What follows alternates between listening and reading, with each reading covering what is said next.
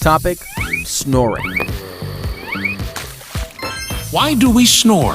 Why Snoring do we snore? occurs when air struggles to snore. move freely I say. through our nose and throat during sleep, All right. causing Now the let me surrounding explain. tissues to vibrate. Snoring is a noisy, rattling sound occurring during sleep. Oh, really? This happens for I various thought snoring reasons. is a pleasing piano Firstly, sound. nasal Please congestion listen. from allergies or Snoring colds is can block basically the caused airway. due to obstruction of air in our respiratory tract during breathing.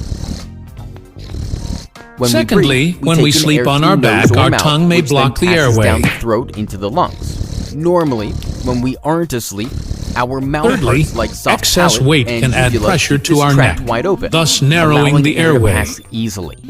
However, excess growth of soft palate and uvula in some people causes Lastly, snoring. age So when also these plays a people role, sleep, these as parts throat fall on the muscles back weaken of over their throat, time, creating thus an making obstruction. snoring likely. Hence, when they inhale, the air hits these parts, making them vibrate, which we hear as snoring.